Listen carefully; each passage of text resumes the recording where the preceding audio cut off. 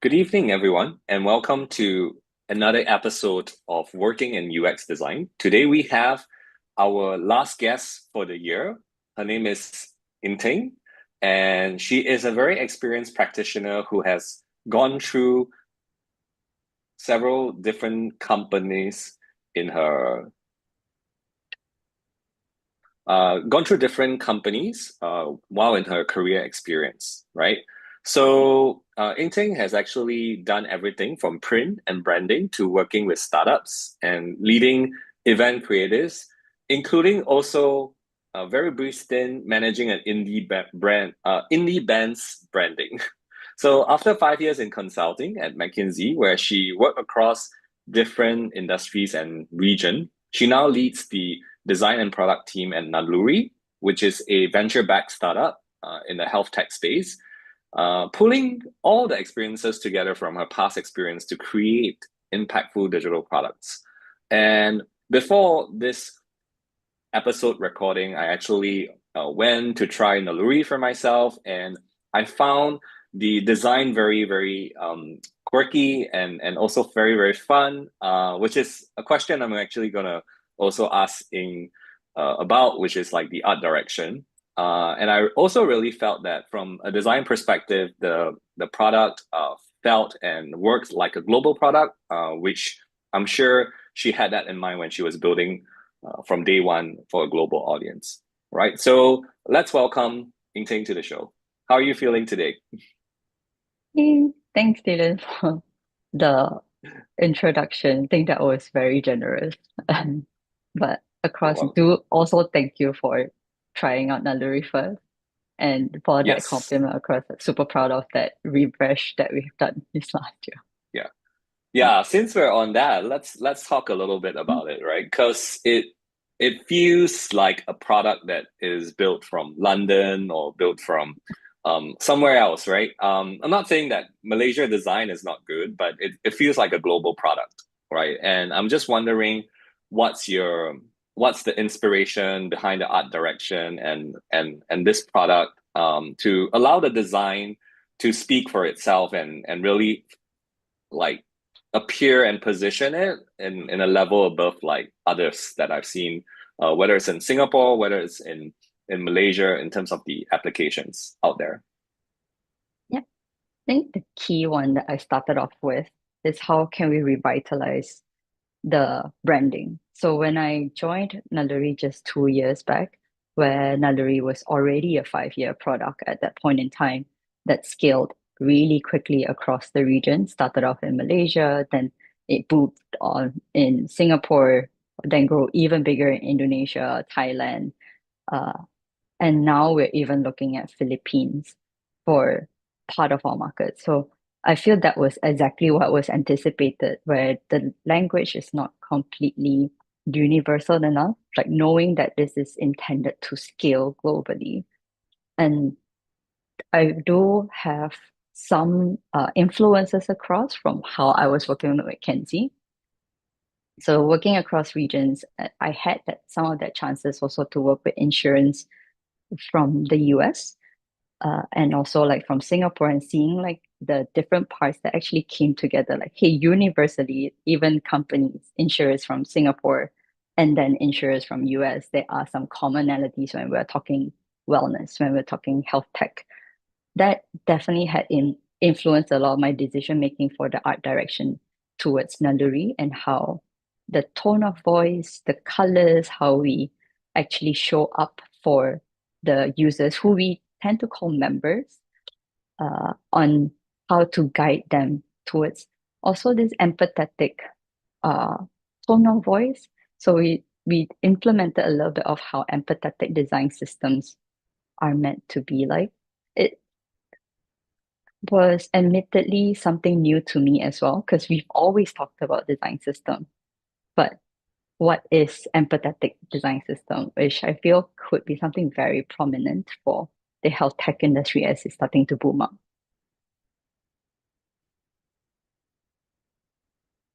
Yeah, and I also found it somewhat familiar in terms of like the graphics. So it was very, very flat. It was very simple. There was a certain color scheme to it. Um, and it was also kind of whimsical, I would say, to a certain extent. So what led you to that decision, and how did it play to sort of like it being a global product, right? That you felt like this design language was like suitable for a global audience. Yeah. So Naluri as a product does scale mostly for employee wellness, where employees nowadays, you could say Gen Zs as young as we would think. Am I revealing my age now? But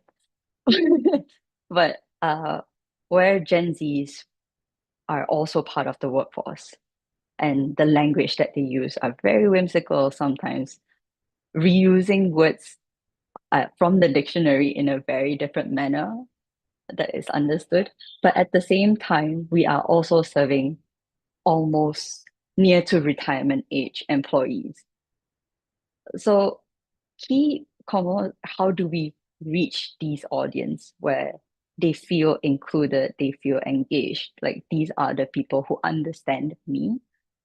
And I'm not going to say it's completely exactly what I planned the tone of voice to be from the start. I think we did play along how whimsical can we get before someone gets offended? How and where it had been beneficial is our customer strategy teams have been very in touch with their CHROs.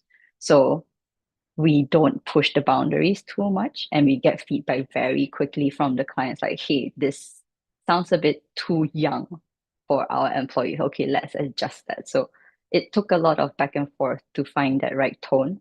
And I think we're still trying to find the right tone as we introduce more and more features across the app and web. Yeah, I think speaking about Gen Z and how they make their language a little bit cuter would be like an example, like charisma, as like they would use the word Riz. So Riz. it's like, yeah, like so it's kind of like it's a shorter version of it. And Yeah. yeah, I can kind of see where you're taking the design language. And the great thing about it is that I think design crosses all languages, all kinds of culture, and you chose to select a visual tone of voice that is quite accessible, that people sort of also understand. So that's really really commendable. Which is why I said it really reminded me of the apps that I use or I saw in London. And I was quite surprised that it was actually designed in Malaysia. So I think we had a conversation before this, and you were mentioning as well, because this is a 5-year-old app, and you had to come in, you had to revamp the design, but there's also a lot of legacy system. So for our audience who are listening right here, how do you work around the legacy system and still fulfill your design vision for the product? Yeah. I think where I started off when I just joined, the first thing I tried to align with the team is what is the end state that we're looking at? How should this app evolve? And the end state would not be a source of truth or a Bible. It is a guide on how do we see this work great for people across. We test it out with users, get their first sentiments. Is this the right direction to go towards? And then it took a lot of picking up the bits and pieces of each parts of the product. So if I was to go into specifics, so Naluri uh, features, the key ones are the chat with coaches, multidisciplinary coaches, and the journaling factor, the there's which has a different journal, so like steps which are directly integrating with Google Health and Apple Health APIs, and also journals that are very manual, but these journals also are connected with on-site, like off physical blood test drives that our ops team runs as well. So and one more of the key components are the self-learning uh, com- lessons and assessments that the users can actually just go through themselves through on their own time in the app. So all these different parts are using third-party services, LMS, so like learning modules that we systems that we use to integrate to make it all happen within the app itself. Not all are natively built.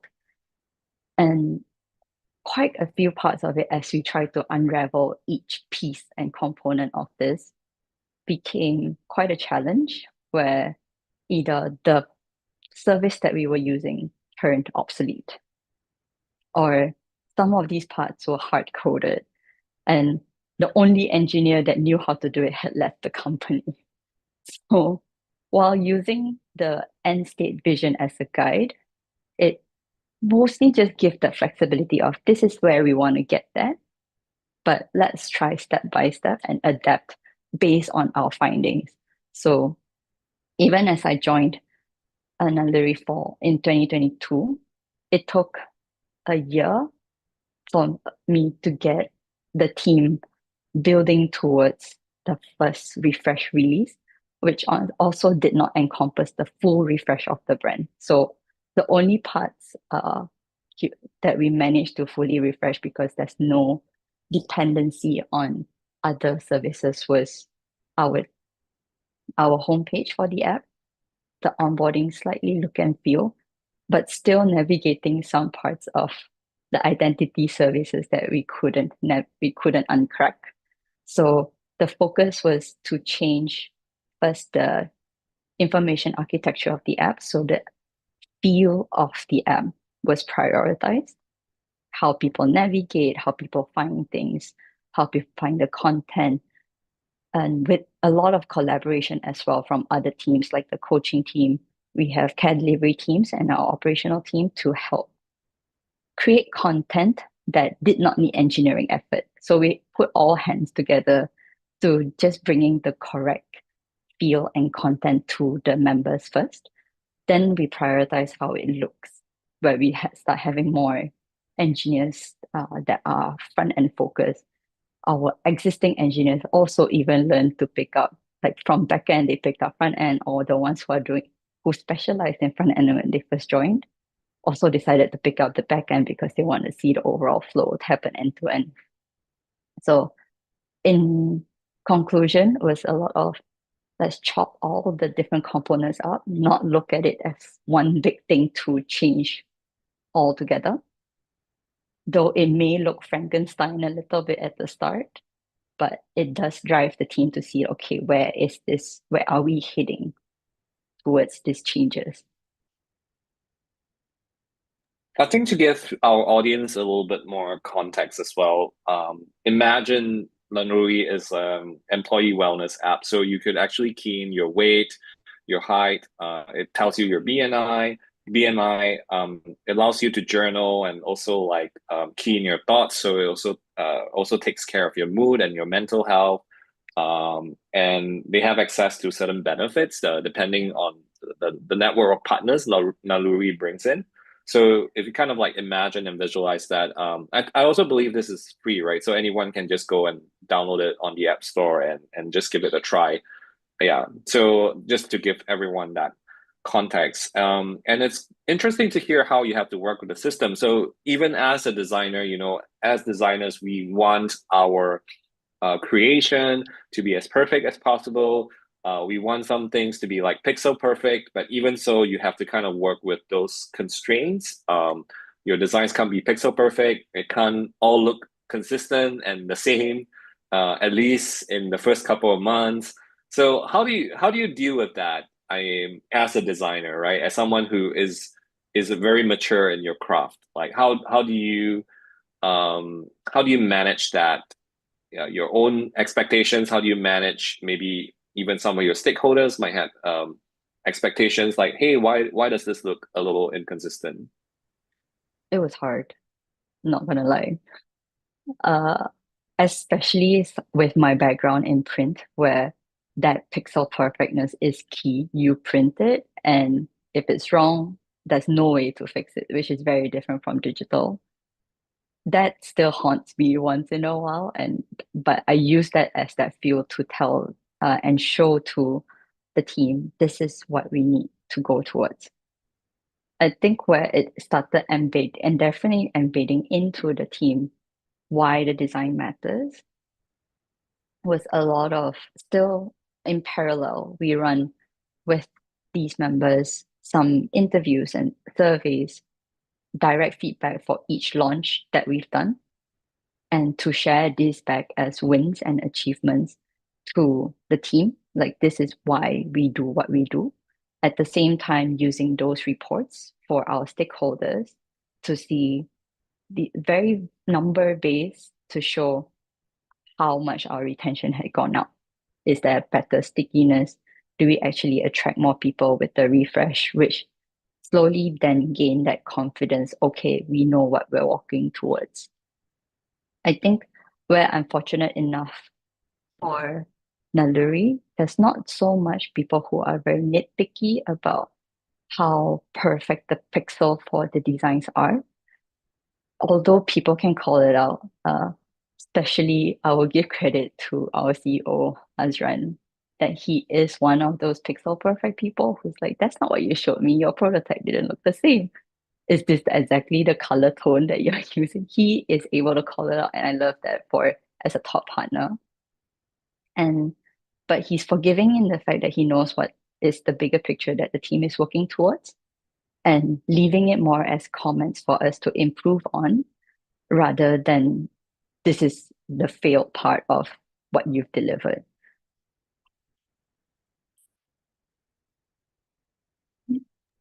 Yeah, that makes a lot of sense. And I think it's always a challenge to handle stakeholders who may have certain expectations, but then to manage those expectations is also what we need to do as leaders.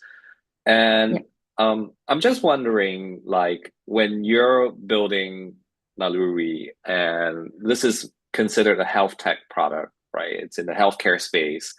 Um, did you encounter any additional barriers such as regulatory issues? Is there anything you have to pay special attention to when building for health tech or healthcare? yep. For health tech, I think key is accessibility on our features.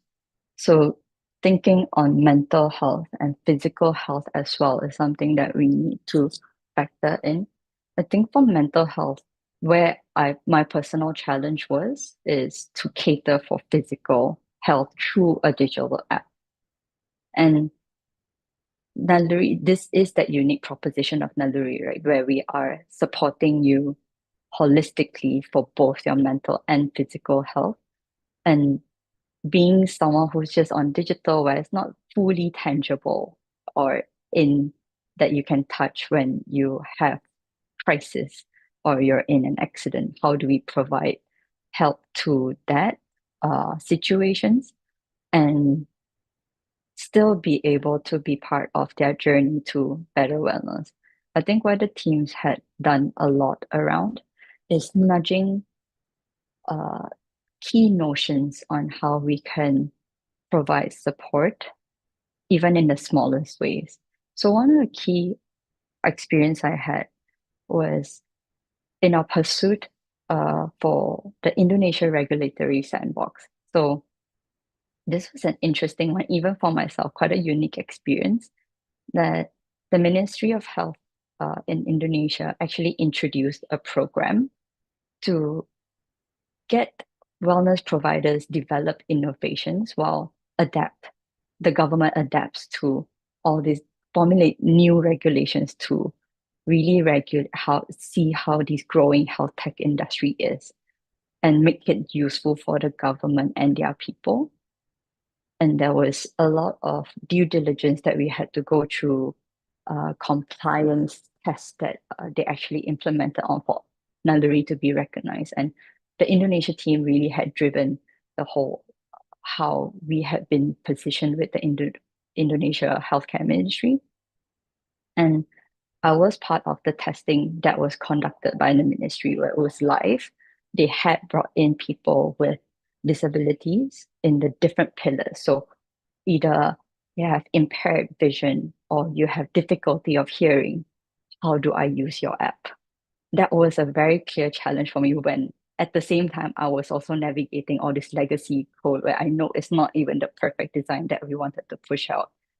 But we received a lot of guidance and like feedback from that government body who had tested the app, stress tested these apps with actual people who would use our app in their particular situation. I think as a designer, I was very inspired to see and have the opportunity to do so because we don't get, as much as we keep saying, let's put ourselves in the user's shoe, not having the actual impaired vision or impaired hearing, you don't actually experience the world from their shoes.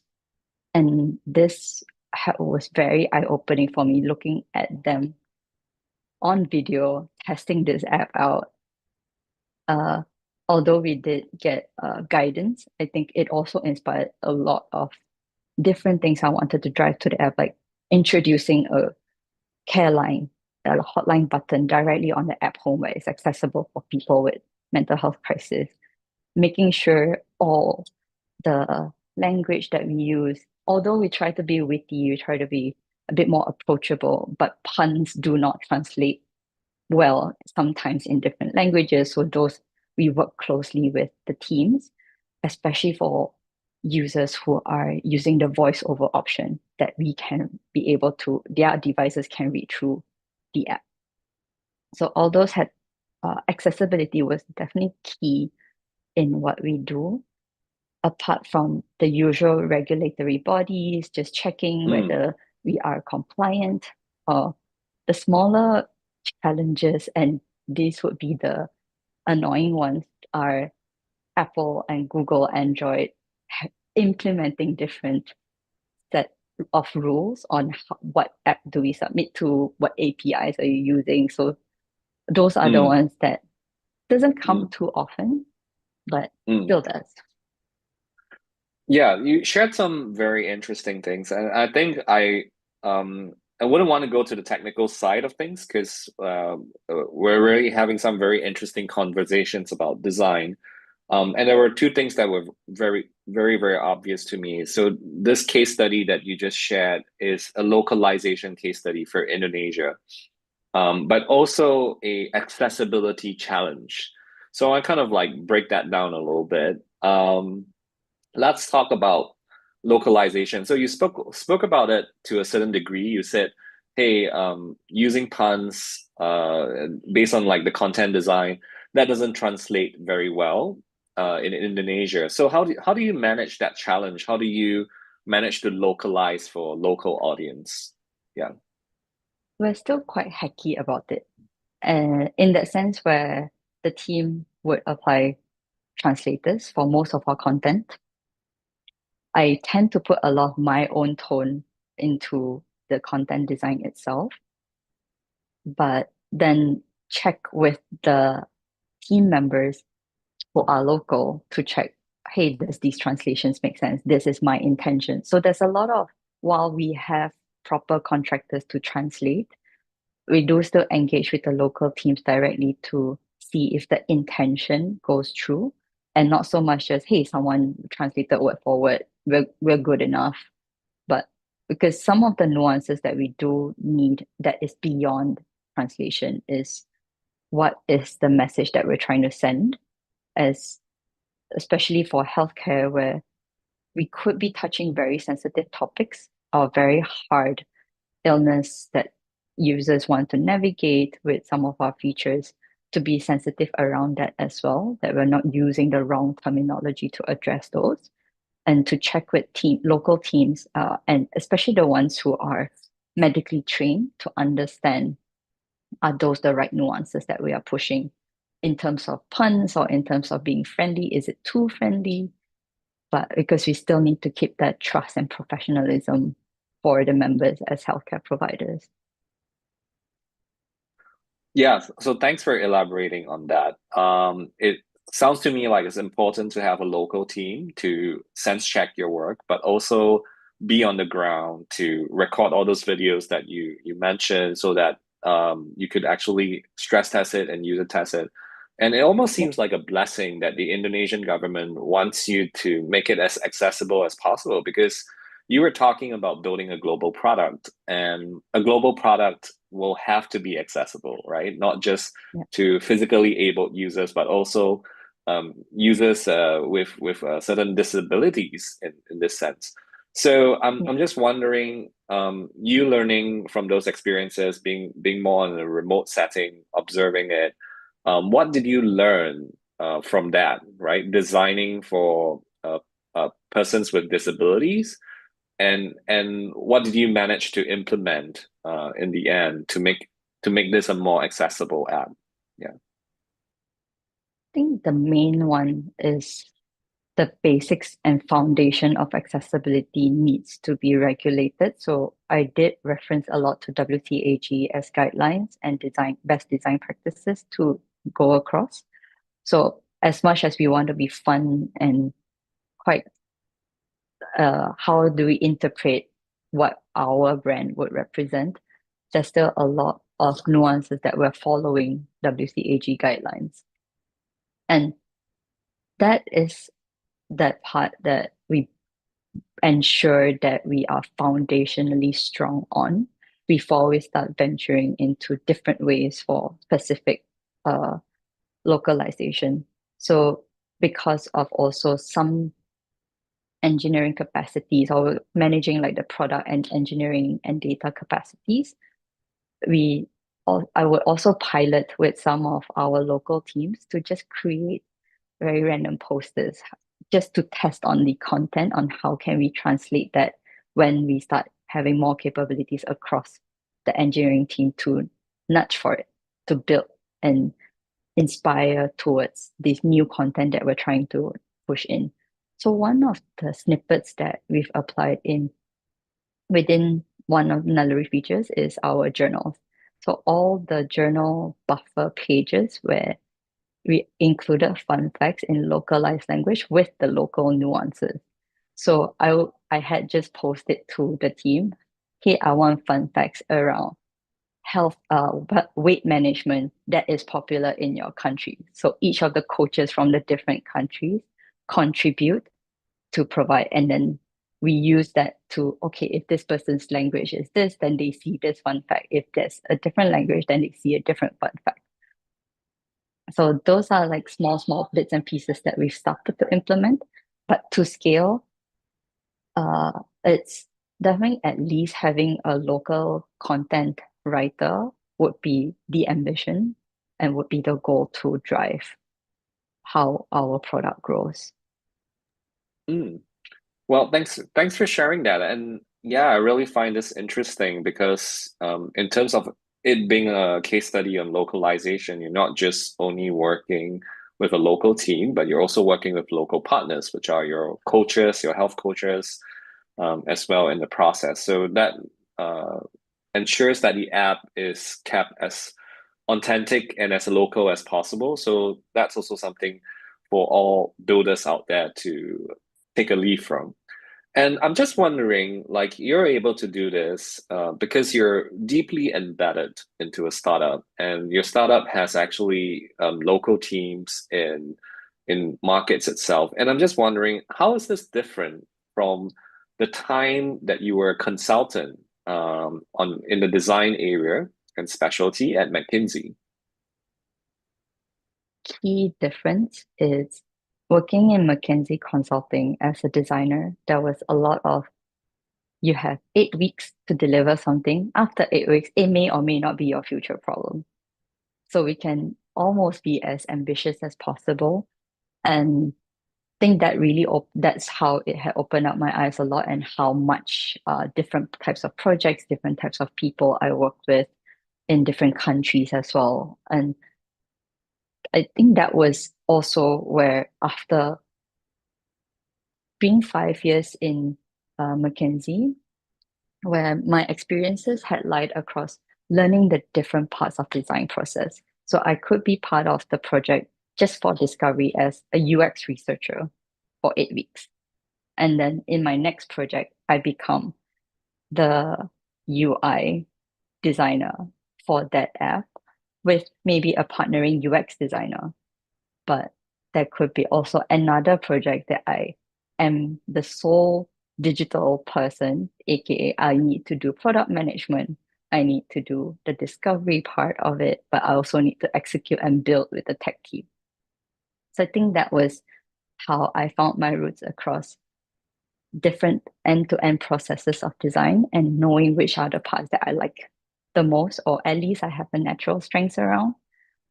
And then my move or my motivation to move towards being part of a startup again is, hey, I have all these processes. I can say I built great products, but how was it to scale?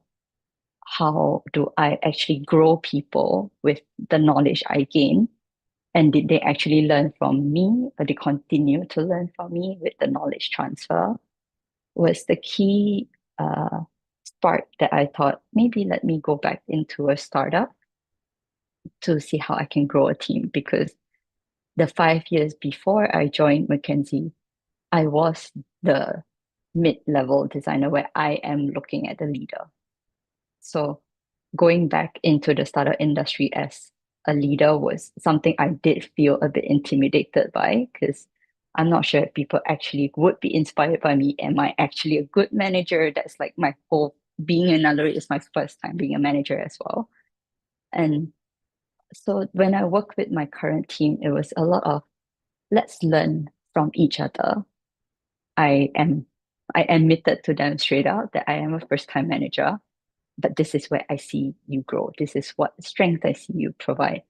Is and also aspect that question where it's more proactive. Is this where you want me to help you grow?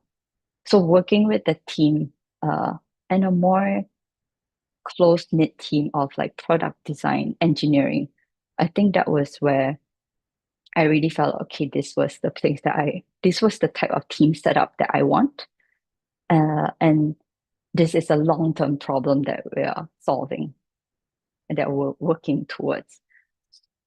So while Yeah. in the big difference for like McKinsey, hey, one project, I kind of, okay, let me move on, let me take a break and then move on. But for a startup where we're looking at this product to scale, it's, I can take a break this month, but this will still be my problem next month. But I think it's a good Yeah, that problem to have because you actually see it grow. Yeah, I think that's great, and thank you for being honest about imposter syndrome. I'm sure you're not the only design leader that feels the same way, especially for all first-time Mhm. managers out there who are listening. So, there's a really great question from the audience by Kiara, and she asked, "How do you ensure that the ambition and vision for the product remains aligned with the evolving needs of your user base, and your user base is evolving as you're expanding, yeah, while you're driving growth, while you're trying to meet business objectives." Yeah. I think where I do have that privilege a little bit is being in Naluri, the company goal is very consistent. It has this steadfast commitment to make holistic care accessible. So the company goals didn't change much, although how we approach that goal had changed a few times. Where are we delivering more customized programs? Are we delivering more uh, highlighted this group just do journals and we need more journals or like different types of content or leaderboard? So that challenge, key is working with the leaders directly. So where in a startup environment, the privilege is to be able to work with the founders, share these challenges, and have a very connected base with the end users to know what they want to represent these user needs directly to the founders as they go out and pitch. I did also take some time, parts of my days, to be contributing to some of the proposals to the client so that it doesn't go unhinged or entirely out of where the product vision should be, because driving business needs and driving just, hey, funding, which is the biggest challenge for most startups. Just getting a contract, let's make this client happy so they will buy our product. It's one of the key challenges that we're navigating, but closely working with our chiefs working with the other sales team to let them embody this same product vision, where we are heading towards, what are we building, so that we are not overselling, we're also not underselling this product. Is one of the parts that I found helpful. If to put one tangible object, it's a product roadmap had been a very good driver to ensure that the ambition, the key vision, how the product is planning to grow, and to align everyone in the company. This is why we're building what we're building, had been one of the artifacts that's been a living document in Naluri currently. Yeah. So what I kind of hear you say is that there's a very strong sense of mission within the company, and that's been pretty consistent. So is the vision as well. Just that your approaches might differ as you're kind of like growing, and you're evolving along with the markets that you're getting into. And this really brings to the point where I wanted to ask as well that you're building this company from Malaysia, specifically Kuala Lumpur, right, which is the capital city of Malaysia. How does it feel to build from Malaysia or Kuala Lumpur? I have heard so many exciting things that are happening right now in Kuala Lumpur. I have heard lots of company wanting to invest and build their tech bases from Malaysia and Kuala Lumpur, but there are just not enough talent around. Yeah, I just want to get your thoughts. How does it feel like working from Malaysia, and not maybe like another tech hub, where I believe back when you were in McKinsey, you were working with colleagues from all over the region. Yeah. Yeah. I think the problem wasn't so much on the region. Like I do feel that is that sentiment across, like, hey, maybe this region is a better area. But also leveraging on that experience through McKinsey is that realization talent is everywhere. But how do we actually show them what is the potential? I think the key one is to find individuals who are motivated enough and put them in the right roles. Where I'm speaking from experience, especially with people, the teams I've dealt with in Naluri, we actually have a lot of internal role movements where someone who was doing UX design decide, actually, I prefer product management. And then nudging them towards this strength, they become product managers who have leverage on their UX experience to bring advocacy to their product. I, it, or some engineers who are more motivated, like, yeah, I've only started off I only want to do front end on the app. But as they get invested into how the app, what the mission of the app is, what they're building towards, that becomes that motivation. So even when we're looking for talents across an interview process, a lot of our questions tend to revolve around what motivates them, what drives them. And we do see it in different regions altogether with our teams. So applicants who come from different parts, where it is challenging is sometimes maybe it's the language barrier or like the cultural nuances in the country itself. So while we are on the same mission, how someone interprets a mission could differ, or they would reference or on their personal experience are different of how this mission should move. I think that's where it becomes quite challenging to navigate sometimes. Because if I were to put an example, Malaysia still is a region where the talents, especially like design, are more in-house driven.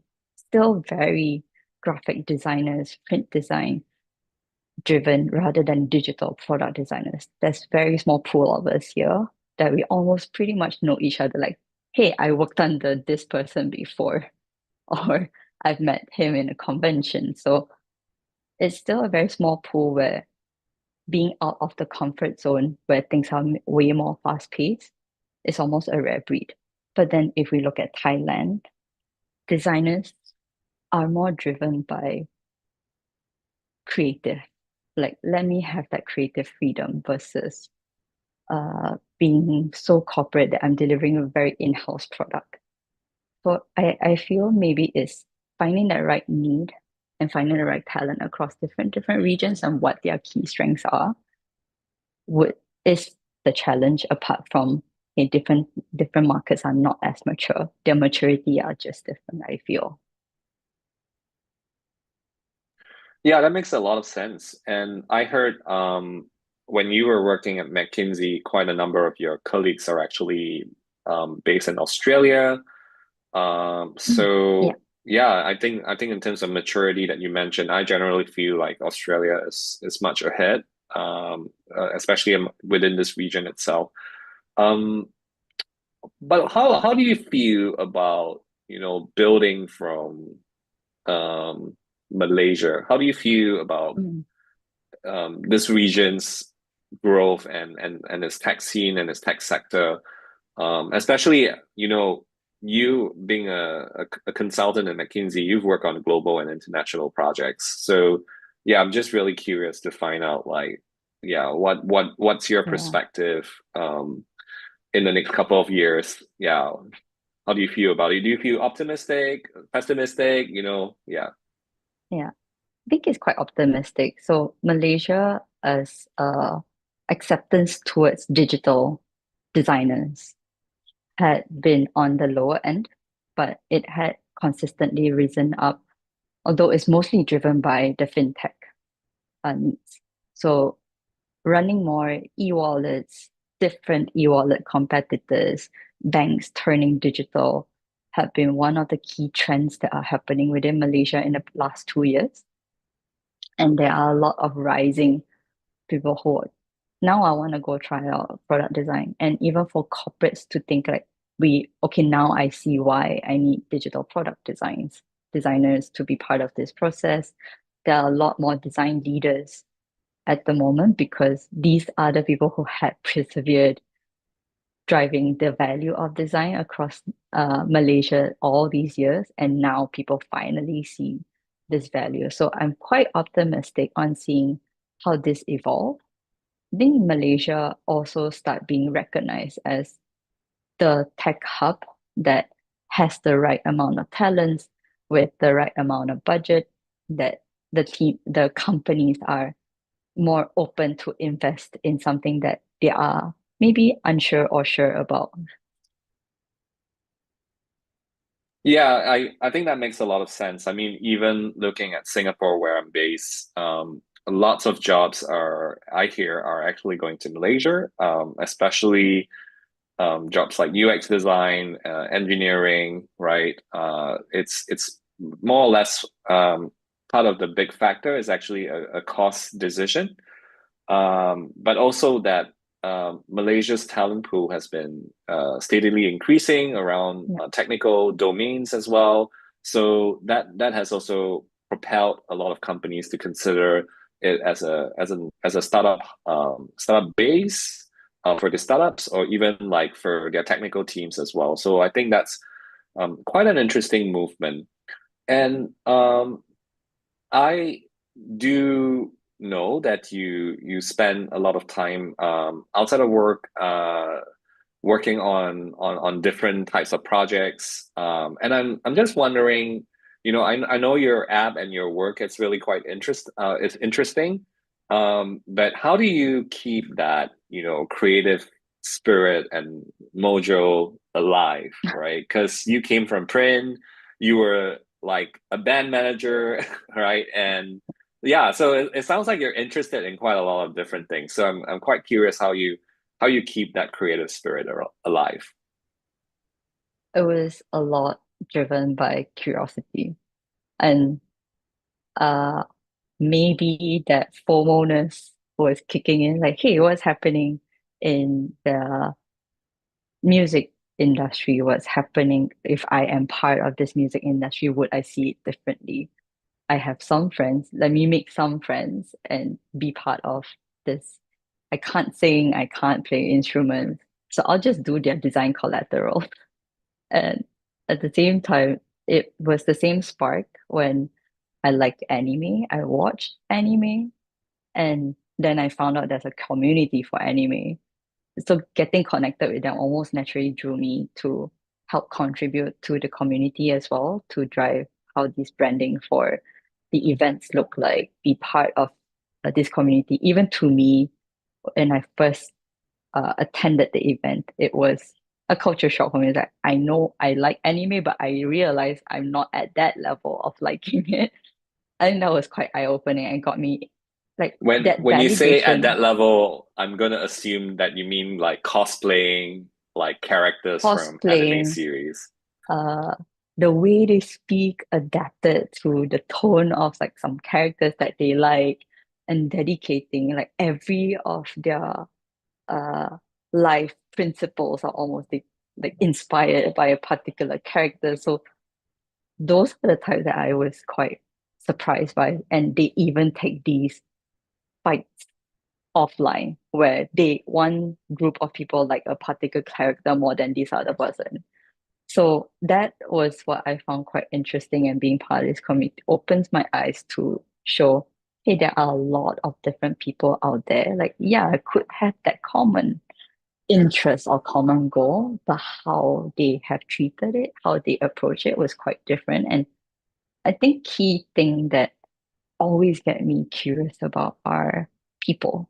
And just sometimes my hobby is go to a cafe and people watch. Just and I think that was the biggest driver for me to, yeah, different industries doesn't make that big of a needle for me.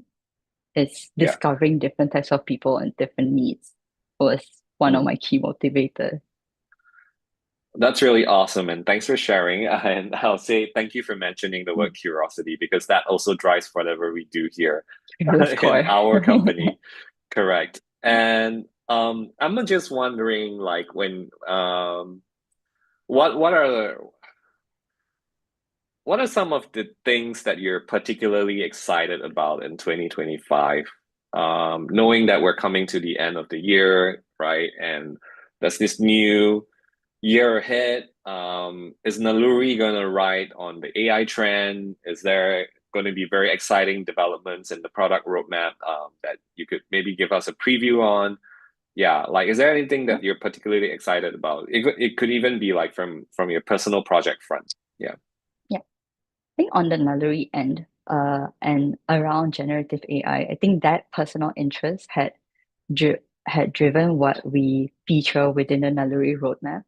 So this year itself, we actually had some features that were very data and AI driven. So our food journal, food recognition, and suggestions, recommendations were all run by GPT. Our data scientists had done amazing work around recognizing Malaysian and Vietnamese cuisines, where most of the open sources out there are for the westernized cuisines, your typical, hey, American breakfast, or what is a croissant and stuff, but not roti bakar. And what is kaya toast in Malaysia? They would not and our data scientists had done a lot of work around that. Uh, it would be able to tell char kway teow versus a laksa, and that those are the nuanced differences that we have built within this region. And there are a lot more exciting, very AI driven projects that are in due for Naluri. And I think that would be that way to go, in terms of being able to serve wellness and make it more accessible, make it more relatable. While AI is not the most personable thing that in that nuanced sense, but how can we as wellness providers make use of this technology and this knowledge to be able to serve faster while still being a caring provider? It's that that leeway that we're navigating across, and working closely with the coaches as the partners and getting feedback from the users directly have been very key component in us developing very AI driven products. And then on the personal level, I think the anime comics and games industry started getting a lot of traction, where it's way more less of that stereotype of people being uh, someone who's not very connected with the community if they are gamers. And I think the acceptance have been much higher. And I feel there are always a lot of designs that are heavily inspired and very innovative in the gaming industry in particular, where they always break the boundaries. And I've always seen those as source of inspiration on my personal projects, inspiration, how we should drive certain ideas. So maybe that's where I would start putting my eyes on more around the gaming industry. What is the innovation around that to inspire maybe some new projects in line? Yeah, thank you for sharing some of the plans. And wow, and I think for the audiences who are a little puzzled by the names that were mentioned by Ingtang, I mean, things like laksa, roti bakar, those are local Cuisine. delicacies. They are, I would say, very sinful because they're very Yeah.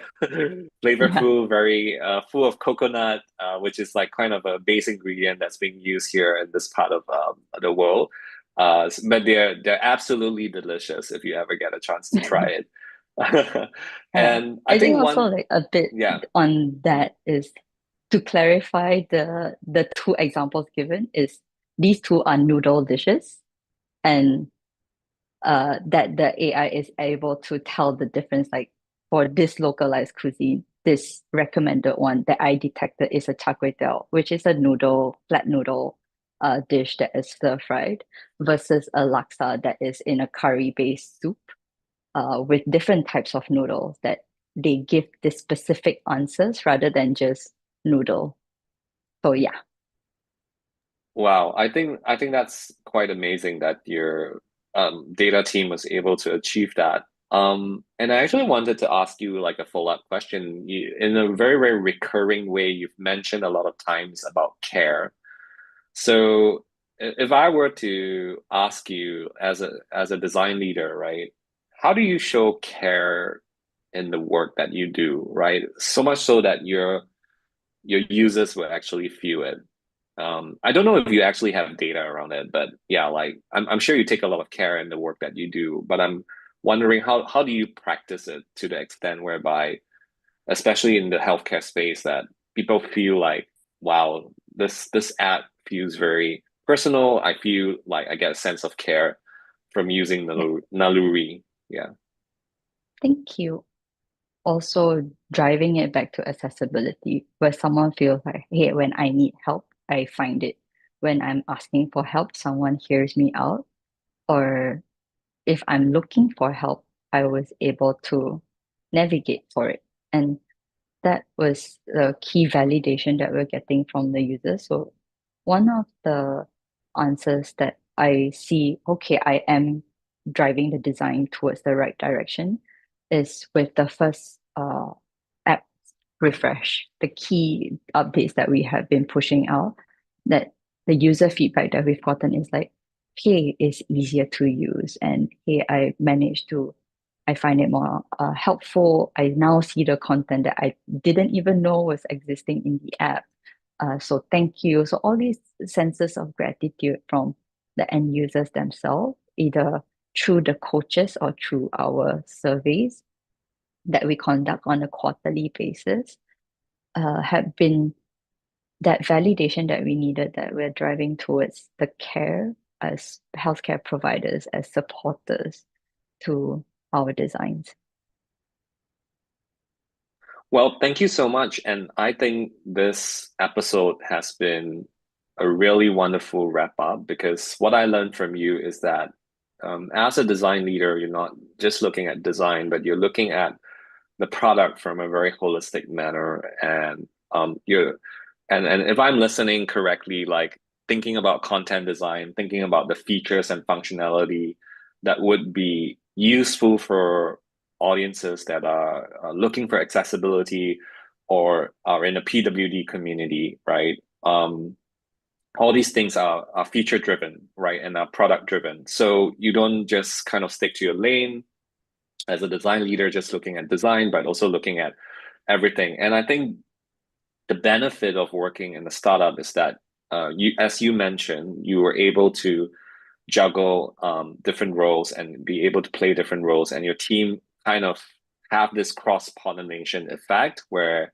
they start learning different things, and they're bringing your expertise from UX design into product management, from front end engineering into back end engineering. So that kind of plays a very sort of like shapes a very interesting like product culture, and that reaffirms like what we do here as well at CuriousCore. Like we really believe that it's not just the capabilities that build like an effective product team, but also like the culture that drives it, and together with the capabilities.